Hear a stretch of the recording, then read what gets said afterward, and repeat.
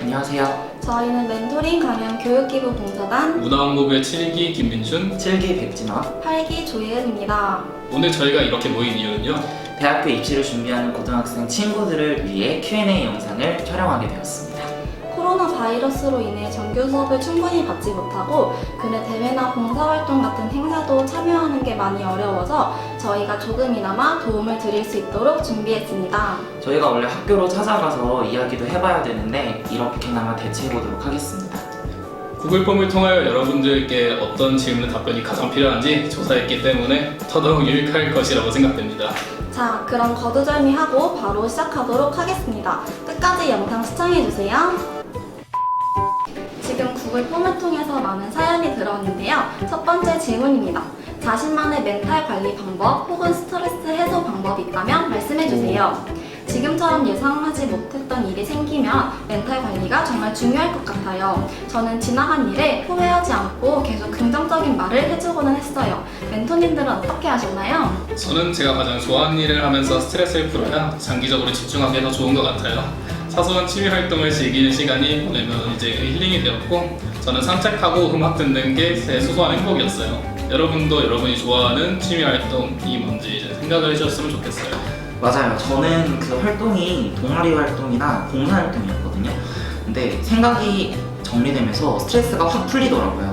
그래서 친구들, 선생님들과 이야기 나누는 것도 굉장히 좋아했고 무엇보다도 제가 의지했던 선생님이 한 분이 계셨는데 힘들 때마다 찾아가서 5분 정도 굉장히 짧게 이야기를 나눌 때면 정말 행복했었어요. 자, 이제 두 번째 질문이네요. 입시를 준비하면서 자세한 자기소개서가 중요하다고 하는데 그 기준을 잘 모르겠어요. 자기소개서의 기준을 말하기보다는 확실히 애매한 것 같아요. 막막한 기분이 이해가 가기도 해요. 그래서 주제 개수도 중요한 것 같아요. 두세 개 정도. 네, 주제도 주제이지만 질문에 자세한 자기소개서라고 물어봤는데 오해하지 말아야 될 게 하나 있어요. 어떤 활동을 했는지, 활동을 자세하게 쓰는 것만이 아니라 어떤 의지로, 어떤 생각으로 활동을 했는가, 무엇을 느꼈고 이 활동에 계약하고 있는지 또는 실행하고 있는지 쓰는 게 중요하다고 생각해요. 보고서가 아니라 자기소개서니까요. 저도 동의해요. 활동명은 되도록 짧게 동기, 생각, 느낌, 이후의 행동, 다짐에 초점을 맞추는 거죠. 제일 먼저 대학에서 어떤 인재상을 원하는지 알아보는 것이 제일 먼저인 것 같아요. 희망 대학 사이트에서 찾아보면 많은 도움이 될 것이라고도 생각해요. 집중해서 자소서도 쓰고 많이 고치는 게 제일 중요합니다. 고치면 고칠수록 더 좋아지는 게 자소서가 아닐까 생각해요. 그리고 피드백을 받는 것도 좋아하지만 두 명이서 3분 정도의 피드백을 받는 게 제일 좋은 것 같아요. 그리고 중간에 진로가 바뀌어서 전공과 상관없이 보이는 활동이어도 활동들로 인해 나에게 어떤 영향을 주었는지 그리고 내가 무엇을 얻었는지 할 수 있는 얘기가 많다는 것 잊지 마세요. 다시 한번 언급하지만 자기소개서는 본인을 소개하는 그림을 잊지 말아야 해요. 세 번째 질문이네요. 생기부를 꾸려나가는 본인만의 꿀팁이 있나요? 네. 일단 저는 생기부가 하나의 책이라고 생각해요. 나의 성장 과정이 담긴 스토리이기 때문에 1학년 때부터 꾸준히 한 개나씩 올라갔다는 느낌이 나도록 1학년 때부터 많이 고민했던 것 같아요. 1학년 때는 할 수 있는 것을 최대한 많이 하는 게 좋은 것 같아요. 2학년 때부터는 방향성을 찾아 더 깊은 활동을 하고 3학년 때는 정말로 내가 가고자 하는 학과에 대해서 심도 있는 동아리 활동이나 보고서 작성에 신경을 썼어요. 저도 학과에서 중요하게 생각하는 활동들이 좋다고 생각해요. 예를 들어 초등교육과에서는 아동학대 예방 활동, 그리고 학교폭력 예방 활동, 그리고 스마트폰 중독 예방 활동, 그리고 우리말 사랑 활동 등이 중요하다고 생각하는데 이 활동이 끝나면 무조건 관련된 책들을 읽었어요. 이런 이후 활동은 자소서나 면접의 스토리를 만들 수가 있거든요. 그리고 이런 활동들을 통해서 따뜻한 사람이라는 것도 어필할 수 있는 것 같아요. 저는 비교과 활동인 저는 학교를 다녔는데요. 학교에서 할 수 있는 활동, 예를 들어서 대회나 봉사, 동아리 등은 정말 다 했던 것 같아요. 전공과 관련한 교과목 세부 특기사항은 무조건 챙기고 전공 관련 교과가 아니어도 교과 부장을 하면서 수업에 정말 열심히 참여했었어요. 그 외에도 생기부에 기재 가능한 학교장 허가 교회 활동을 많이 참가하려고 노력했어요. 예를 들어서 도교육청 리더십 캠프에 학교 대표로 참가하거나 여성가족부 주최 해외 탐방 프로그램을 참가했고요. 도교육청 해외 현장 실습 프로그램 3개월 동안 참가 등의 활동을 했었어요. 학교 학교 안에 활동 기록을 쌓는 것을 권유하고 있지만 저희 학교는 교내 활동 자체가 경쟁력이 떨어지는 학생들도 이러한 방법이 있다는 걸 알고 계시면 정말 좋을 것 같아요. 다양한 분야에 정말 도전해보세요. 모두 다 여러분의 성장을 위한 좋은 경험이 될 거예요. 네, 네 번째 질문이네요. 교내 대회 준비했던 자신만의 꿀팁이 있다면 말씀해주세요. 저는 꼭 상을 받을 거야 하면서 교내 대회를 준비했을 때는 상을 받지 못했던 것 같아요. 부담감이 커서 떨면서 참가해서 그런지 결과가 좋지 않았던 것 같아요. 그래서 저는 즐기는 거지 라는 마인드를 가지기 시작했던 것 같고요. 어떤 경우에는 선생님이 말씀하신 거에 답이 있기도 했어요. 항상 선생님께 집중하기라는. 저는 참여할 수 있는 대회는 정말 다 참여했던 것 같아요. 하지만 무리가 가지 않는 선에서는 준비하셨으면 해요. 최고의 비교과는 내신이라는 말도 있으니까요. 예를 들어 꿀팁이 있다면 학교 홈페이지를 자주 확인해서 전년도 수상자를 참고하시면 도움이 될 것 같아요. 저는 고등학교가 영상과였었거든요. 그래서 학교에서 열리는 대부분의 대회들을 많이 나갔었는데 공동 수상이 있다는 점도 강조를 해보고 싶어요. 이게 특성화고도 있고 인문계 고등학교도 똑같이 있다는 걸 알고 있는데 공동 수상 경력은 팀원 내에서 얼마나 긍정적인 영향을 발휘하는 사람인지를 알려줄 수 있는 것 같아요. 팁을 조금 알려드리자면 저는 항상 저와 팀워크가 잘 맞는 친구들과 함께 했었거든요. 그래서 팀워크가 잘 맞으면 100점 100승 수상하십니다.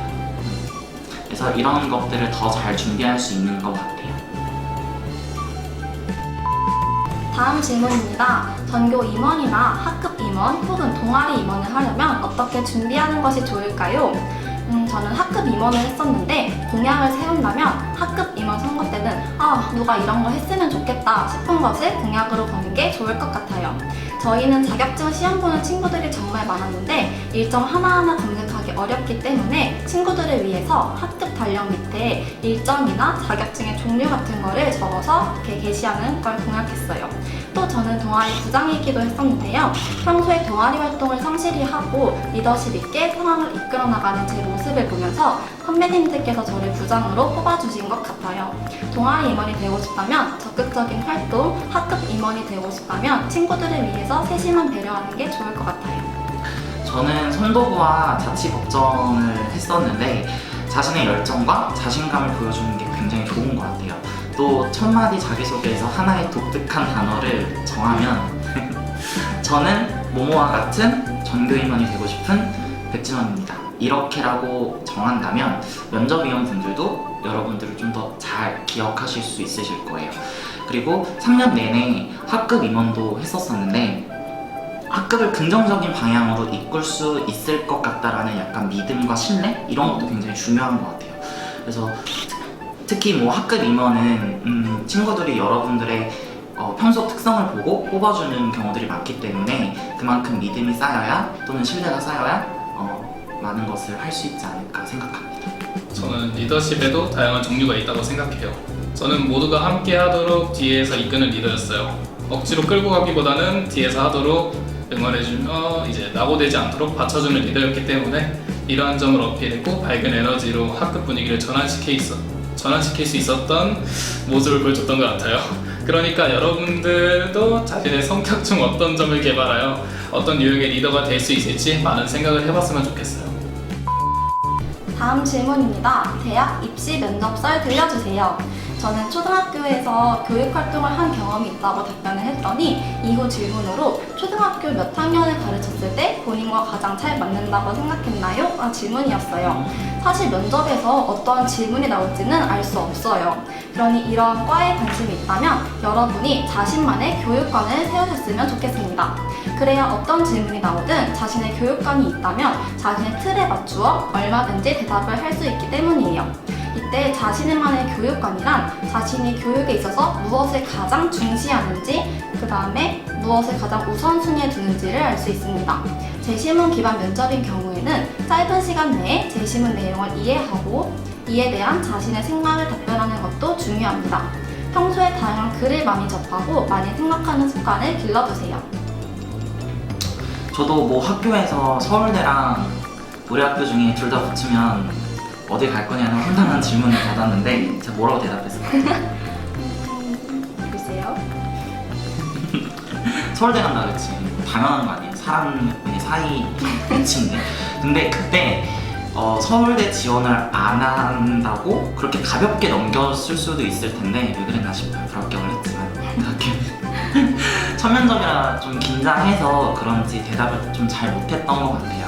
정말 말도 안 되는 질문이 나올 수도 있으니까 그럴 때는 너무 긴장하지 마시고요. 그냥 무덤덤하게 답변 생각할 시간을 좀 달라 라고 이렇게 주시는 것도 하나의 방법일 수가 있습니다. 그리고 저는 생기부 내용 밑에 예상 질문을 적고 예상 답안도 좀 적어놨던 것 같아요. 네. 이때 무조건 문장이 아닌 키워드 중심으로 외우시는 게 훨씬 더 많이 도움이 되실 겁니다. 문장으로 외우면 말이 꼬이고 외운 티가 팍팍 나요. 그렇기 때문에 그런 부분 유의하시면 좋을 것 같아요. 저는 첫 입시 면접이 2019년도에는 떨어져가지고 제가 준비한 것을 다 보여드리지는 못했어요. 2020년도에는 두 번째인데 무서울 게 뭐가 있나 하는 마음으로 면접을 받고 면접 본 학교는 모두 합격했던 것 같아요. 떨지 않고 자기가 준비한 것을 잘 보여주면은 떨지 않고 이제 자기가 준비한 걸 다 보여준다면은 고득점을 받을 수 있을 것이고 이제 면접관들은 내가 맞았나 틀렸나에 관심을 보이는 게 아니라 오히려 내가 얼마나 나의 것을 당당하게 보여줄 수 있는지에 대해 관심을 갖고 있는 것 같더라고요. 내가 지금 말하는 게 틀리지 않았나 조마조마하지 않아도 되고 자신감을 가졌으면 좋겠어요. 마지막 질문이네요. 중앙대 학종으로 가려고 하는데 탐구형과 다빈치 인재형 둘 중 어떤 것을 선택해야 하는지 자세히 모르겠어요. 학종이라고 해도 학종 안에 반영 기울이나 중요시하는 활동들이 조금씩 다르기도 하죠. 또 전형을 보니까 면접과 최저 없이 생기부 자소서 추천서만 반영한다고 하는데 두 전형의 차이는 내용인 것 같네요. 탐구형은 전공 분야를 얼마나 탐구했는지, 다빈치 인재형은 어떤 활동을 하며 성장하고 이 성장이 어떻게 전공에 도움이 되는지 보는 것 같아요. 이 학생의 활동을 모르기에 더 자세한 추천은 어려울 것 같아 싶네요. 본인의 활동들을 나눠보며 무엇이 더 유리한지 주위 사람들과 의논하는 것이 최선의 방법인 것 같아요. 중앙대 수시 모집 요강 70페이지부터 보면 더 자세한 내용이 나와 있어요. 탐구형은 탐구 역량과 전공 적합성을 각 30%씩 많이 보시더라고요. 인성과 발전 가능성은 10% 기준이라고 하니까 참고하시면 좋고, 자소서 3번 영역이 인성을 많이 본다고 하는데 전공과 관련된 활동으로 예시를 듣는 것도 굉장히 좋은 방법일 것 같습니다. 반면에 다빈치형 같은 경우에는 모든 평가 요소가 20%로 굉장히 동일해요. 생기부를 읽다 보면 조금 전공 관련 활동이 좀 많다라고 하신다면 탐구형을, 그리고 다양한 활동이 있다면 다빈치 인재형을 선택하시는 것이 훨씬 더 유리할 것 같습니다. 그리고 모집 요강을 꼼꼼히 읽어야 한다고 말해주고 싶어요. 이거는 모든 학교 다 똑같을 것 같고, 다 똑같이 보이는 모집 요강이라고 해도 조금씩 차이가 있거든요. 그래서 자신의 방향을 잡을 수 있는 가장 기본적인 방법이지 않을까 생각합니다. 항상 시작할 때는 문제는 꼼꼼히 읽는 거 추천드려요. 학교마다 조금씩 다르지만 저희는 합불 자소서가 있었어요. 하지만 타인의 자소서는 너무 집중하지 마세요. 왜냐하면 자신의 이야기를 써가야 하니까요. 그리고 정보를 모으는 것도 정말 중요한데요. 수험생 커뮤니티는 참고만 하고 그 학교 사이트를 집중적으로 보는 게 좋을 것 같아요. 학종은 합불이 나오기 전에는 정확하게 알 수 없기 때문에 어떤 상황에서도 정답이 없으니까 항상 최선을 다했으면 좋겠습니다. 조금 더 자세한 내용을 알아보기 위해 중앙대학교에 재학 중인 멘토님께 전화 연결을 해보겠습니다. 연결해보세요.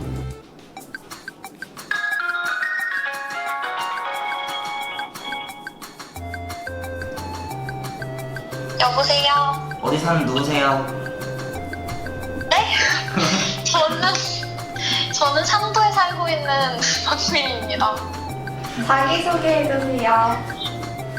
저는 중앙대학교 영어교육과 1과학번으로 재학 중인 학생관리부장 박미린입니다. 저희가 질문을 먼저 드리고 싶은데요.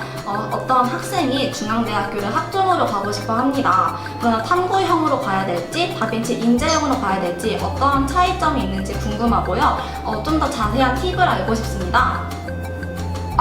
일단 저는 다빈치 전형으로 입학했기 때문에 다빈치 전형에 대해 먼저 말씀을 드리자면, 다빈치 전형은 다양한 활동을 통해서 성실하게 학교 생활을 한 학생을 선발하는 전형입니다.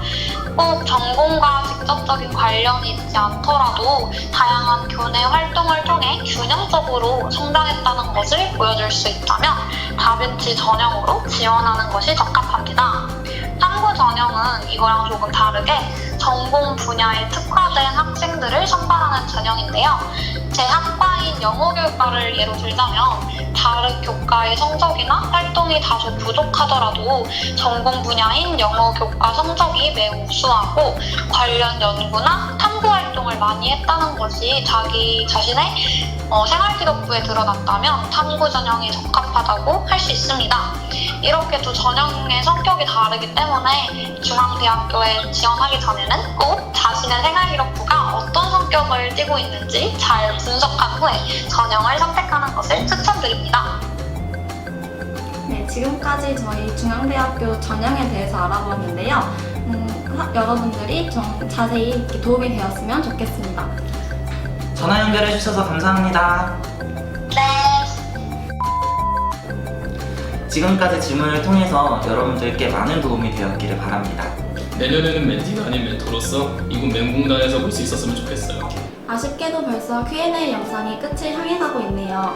직접 여러분들과 만나서 얼굴도 보고 고민 상담도 하고 싶었는데 이렇게 온라인으로 진행하니 굉장히 안타깝습니다. 요즘 코로나로 인해 학교에서 가지 못하고 어떤 것부터 준비해야 할지 막막하고 힘드실 텐데요. 궁금한 점이 생긴다면 멘붕단 카페에 있는 멘착 게시판을 통해서 멘토님들께 도움을 요청해주세요. 언제나 함께 고민해드리도록 하겠습니다. 조금 더 힘내시고 여러분들 앞날에 행복만 가득하길 바랄게요. 무엇보다 가장 중요한 것은 무엇이든 할 수 있다는 자신감인 것 같아요. 본인에게도 믿음을 가지고 자신감이 생겨야 믿음이 보이고 면접 때도 교수님들께 그게 보여질 거예요. 여러분의 한 번뿐인 학창 시절은 한 번 지나가면 돌아오지 않으니 열심히 노력해서 매 순간이 행복해지도록 노력하셨으면 좋겠어요. 멘붕단이 응원할게요. 저는 수시박람회에 방문했던 것이 도움이 많이 되었는데 올해는 잘 모르겠어서 아쉽네요. 고민이 많은 분들은 입시 박람회도 추천을 해드려요. 궁금한 점이 생기거나 입시에 대해서 고민이 있다면 저희 멘붕단에게 도움을 청해주시면 열심히 정성껏 도와드릴게요. 내년에는 대면으로 활동하기를 바라며 저희는 여기서 인사드리도록 하겠습니다. 지금까지 멘토링 강연교육 기부공사단 문화홍보부 7기 백진원, 7기 김민준이었습니다. 8기 조예은이었습니다. 안녕.